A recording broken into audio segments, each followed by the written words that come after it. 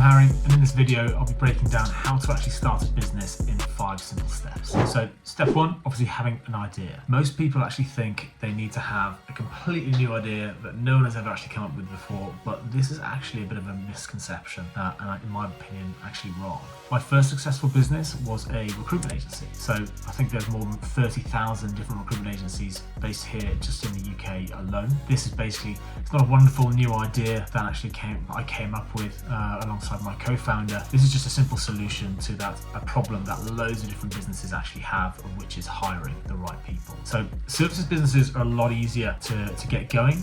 You can actually begin generating revenue relatively quickly. So my co-founder and I, we started this up with about £5,000 each, and then we started beginning to drive revenue through that business within the first few weeks. Product businesses are a little bit different. Usually the best business ideas actually come from real world problems that you've actually experienced yourself. A really good example of this is Airbnb, who you all probably would have heard of.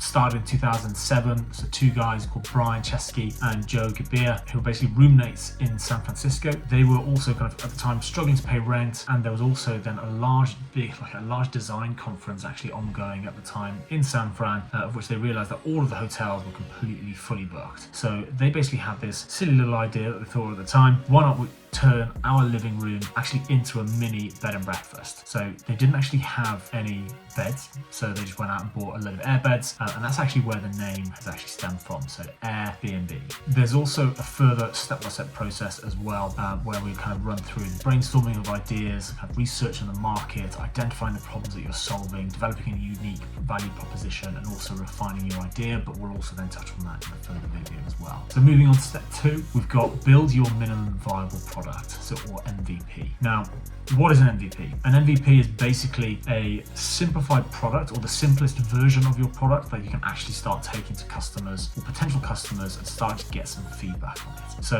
what you actually want to kind of get is to utilize this MVP in order to actually validate your idea. Approach your identified customers, talk to them every single day, understand what they actually want to see within your product, understand whether or not that's actually solving a part of the problem or the overall problem that you're trying to solve for them as well. This will then obviously kind of help you generate further leads that you can hopefully start nurturing and actually turn into sales further down the line, or if you're a little bit smart about it, you can actually start generating revenue from this MVP in a relatively quick fashion. How do you actually go about building this MVP? So you can use very simple tools like Figma or Canva, and it can actually be a kind of a relatively simple sort of click-through product or presentation just to actually try to validate that idea. One of the things that we've done whilst building Gather is we've actually just utilized Figma to build out a nice simple wireframe, which we then approached a load of different clients in order to start gathering their feedback. Now, we're in a fortunate position where we've been building out a rather large community, so we've got around 10,000 different investors, founders and operators. So we approached all of them.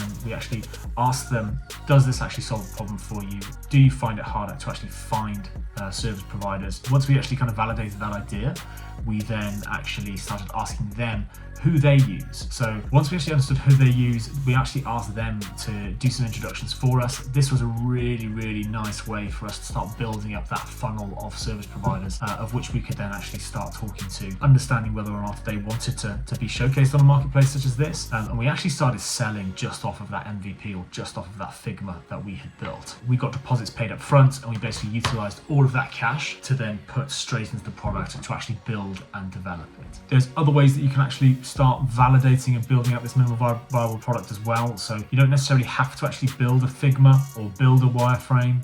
You can just use kind of simple questionnaires.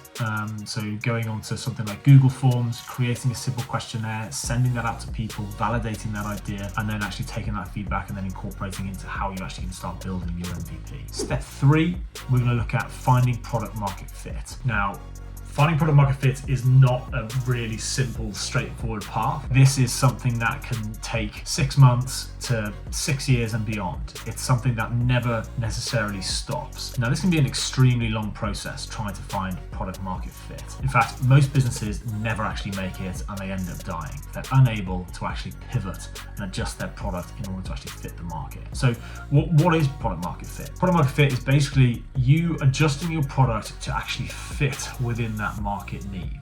You might want the product to look a certain way, but then the market or your customers think it might look a different way. So for instance, you might want it to look blue, your market might want it to look red. You need to then adjust your product in order to fit the needs of your customers. Now, there's some amazing articles of kind of how to actually find product market fit, and I'll add some in the description below just so you can kind of have a look through and get some further readings. But again, we'll be doing a full video on this, on how we can hopefully help you find that market fit. Step 4, we've got go-to-market. Go-to-market is now when you're beginning to start to feel the pull of that market. So beginning to start to feel the pull of product market fit. Now, go-to-market is where you're beginning to actually feel the pull of product market fit, and you're ready to invest further into marketing in order to help your actual business or product scale. This could be through a variety of different channels like paid adverts, you've got influencer marketing, all sorts of different marketing channels, and then obviously good old-fashioned sales development reps, pounding the phones, emailing everybody, messaging people on LinkedIn, TikTok, no matter what your channels are. This is basically how you're going to actually get more and more eyes and more users to your product. Things that actually trigger sales as well, obviously breaking those down, again, further videos, but there's 3 main elements to a sale and how you can actually attract customers to start utilizing your product, and that is emotion, logic, and urgency. Step 5, expand and scale. Now, this is taking your product to new markets and new territories, or bringing out new products to your current customers. So now that you actually find kind of product market fit in the UK, you might want to take that exact same product and now take it over to the US. You need to start understanding those US customers, starting to expand, starting to scale, and building more efficiencies in order to get more and more traffic and more sales rattling through your product. What most companies find though is that the buyers across different locations are often different. They often look for different things in a product, or have different tastes, for instance. A good example of this is McDonald's.